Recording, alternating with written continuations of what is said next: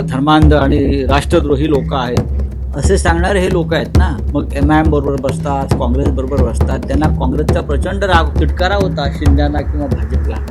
मग आता तुम्ही काँग्रेस बरोबरही बसताय मांडीला मांडी लावून आणि MIMच्या लोकांनाही मांडीवर घेऊन बसताय. त्याच्यावरती उत्तर द्या ना. पण आम्ही मुंबईत जन्माला येऊन म्हातारे झालो म्हणून मुंबई महाराष्ट्रात टिकली आणि तुम्ही मुंबईत राहताय त्यांना विचार का राहताय. आम्ही मुंबईत संघर्ष करून म्हातारे झालो बरं का. आमची एक आधीची पिढी स्वर्गवासी झाली, शहीद झाली, म्हणून तुम्हाला या मुंबईमध्ये बसून महाराष्ट्रावर राज्य करता येते मिस्टर फडणवीस. आता तुम्ही तरुण आहात, अजून नागपूरचा काय विकास केला. लोक तुम्हाला दारातून हाकलून देतात, मी बघितलं काय. भारतीय जनता पक्ष हा किती बनचुका आणि ढोंगी आहे हे अंबरनाथ प्रकरणात पुन्हा दिसतं. काँग्रेस पक्षानं त्यांचे 12 नगरसेवक निलंबित केले भारतीय जनता पक्षाबरोबर आघाडी केल्याबद्दल, आणि भारतीय जनता पक्षानंही कारवाई केली काँग्रेस किंवा MIMशी युती केल्याबद्दल.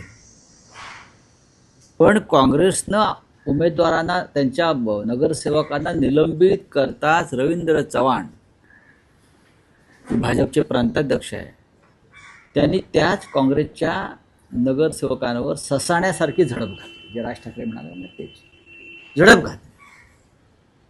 काँग्रेस विचाराचे लोक आहेत ते. काँग्रेसने त्यांना पक्षातून काढले काल, आणि तुम्ही त्याच काँग्रेसला आपल्याबरोबर घेऊन अंबरनाथमध्ये सत्ता स्थापन करता का. तर शिंदेच्या लोकांना, शिंदे गटाच्या लोकांना सत्तेपासून दूर ठेवण्यासाठी. हा तुमचा अंतर्गत प्रश्न आहे, या तुमच्या अंतर्गत लाथाळ्या आहेत. पण तुम्ही काँग्रेसबरोबर एक प्रकारची युती आणि आघाडी केलेलीच आहे.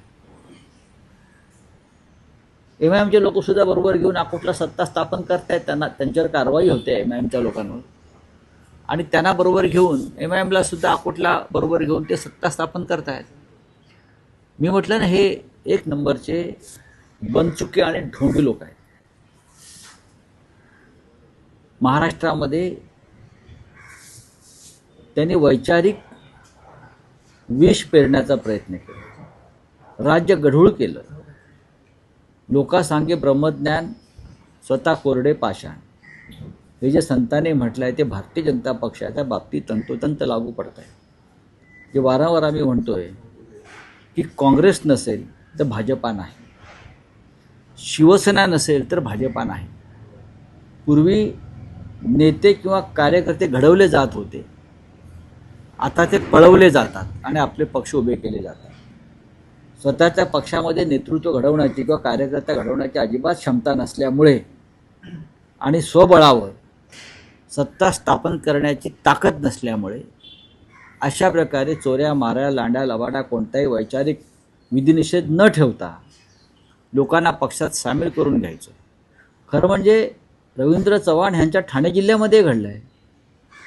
अंबरनाथचा प्रकार जो आहे हा भाजपचे प्रदेशाध्यक्ष रवींद्र चव्हाण जे ठाणे जिल्ह्यातले आहेत, डोंबिवलीतले आहेत, त्यांच्याच भागात प्रकार घडला आहे ना हा काँग्रेस आणि भाजपा युतीचा. त्यांना कळू नये की त्यांचं ज्यामागे कारस्थान होतं. असे अनेक प्रकार या राज्यामध्ये घडत आहेत. मग आता आम्ही नवाब मलिक यांच्या मांडीला मांडीला बसणार नाही वगैरे असे ते सांगत होते. तुमच्या सरकारमध्ये धर्मांध आणि राष्ट्रद्रोही लोक आहेत असे सांगणारे हे लोक आहेत ना. मग MIM बरोबर बसतात, काँग्रेस बरोबर बसतात. त्यांना काँग्रेसचा प्रचंड राग तिटकारा होता शिंद्यांना किंवा भाजपला. मग आता तुम्ही काँग्रेस बरोबरही बसताय मांडीला मांडी लावून आणि MIMच्या लोकांनाही मांडीवर घेऊन बसताय. त्याच्यावरती उत्तर द्या ना.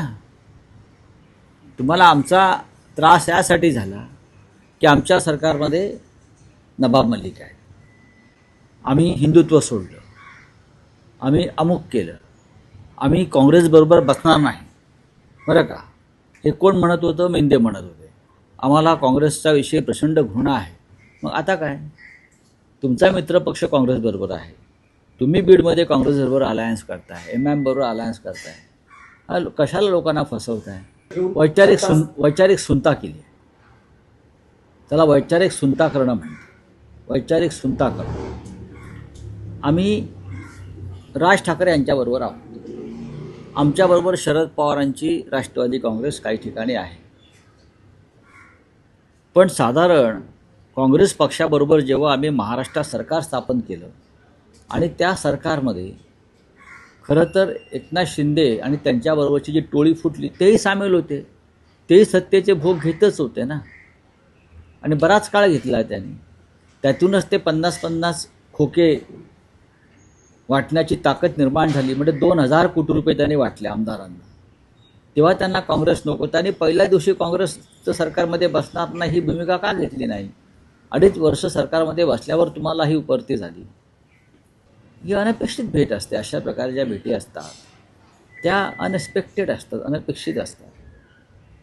ते राज्याचे जरी बेकायदेशीर असले तरी उपमुख्यमंत्री समोर आले. आम्ही एका कार्यक्रमात एकत्र होतो.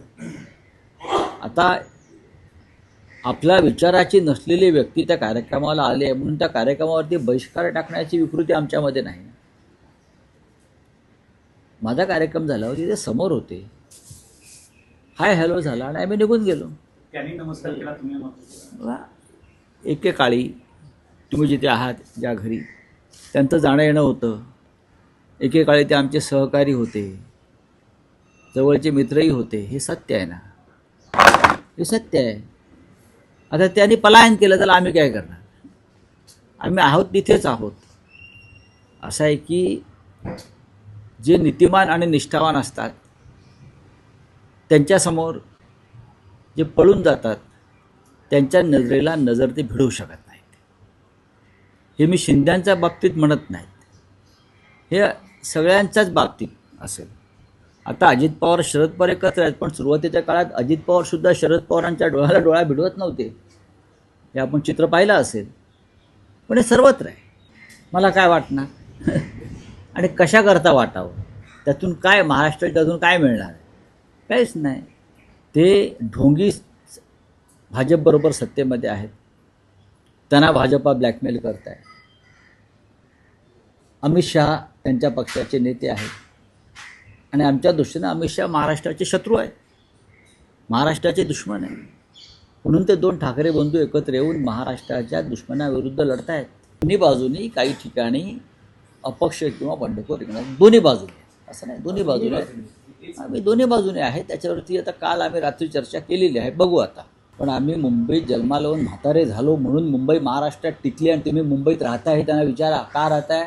आम्ही मुंबईत संघर्ष करून म्हातारे झालो, बरं का. आमची एक आधीची पिढी स्वर्गवासी झाली, शहीद झाली. म्हणून तुम्हाला या मुंबईमध्ये बसून महाराष्ट्रावर राज्य करता येते मिस्टर फडणवीस. आता तुम्ही तरुण आहात, अजून नागपूरचा काय विकास केला? लोक तुम्हाला दारातून हाकलून देतात, मी बघितलं काय. मग चांगली गोष्ट आहे. नागपूर हे महाराष्ट्राची उपराजधानी आहे. तुम्ही सर्टिफाईड नागपूरकर आहात, आम्ही सुद्धा डबल सर्टिफाईड मुंबईकर आहोत, बरं का. आणि मुंबई ही लढून मिळवली आहे आम्ही, फडणवीस. आम्हाला अशी आकाशातून जमिनीतून बटाटे येतात तसे आम्हाला बटाटे मिळालेले नाही आहेत, भुईमुगाच्या शेंगा येतात. ही मुंबई लढून मिळवली. आणि जेव्हा आम्ही लढत होतो तेव्हा फडणवीस यांचा जन्म झालेला नव्हता. हां, डायलॉग मारायला काय झालं? गब्बरसारखे गब्बर मरून गेला, डायलॉग अमर आहेत त्याचे. हो, आज महत्त्वाची सभा आहे नाशिकमध्ये. उद्धवजी आणि राजसाहेब हे आज नाशिकला जातील आणि पहिली सभा आहे. काल राजसाहेब ठाण्यात होते, कल्याण डोंबिवलीत होते. आता उद्धवसाहेब उद्या संभाजीनगरला जातील, ठाण्यात सभा होईल. मुंबईत 11 तारखेला सभा आहे. अशा तऱ्हेने संयुक्त सभा आणि संयुक्त प्रचार रॅली सुरू आहे. आता पाहू ना कोण लुजर आहे आणि कोण विनर आहे. ते तुम्ही कशाला सांगायला पाहिजे? या मुंबईची जनता ठरवेल ना. आणि मुंबईची जनता ही कायम ठाकरेंच्याच मागे उभी राहिली आहे, हे देवेंद्र फडणवीस यांनाही चांगलं माहिती आहे. ठाकऱ्यांशिवाय मुंबई म्हणजे महाराष्ट्र दुबळा आणि पांगळा, एवढंच लक्षात घ्या. सेंट्रल बँक घोटाळा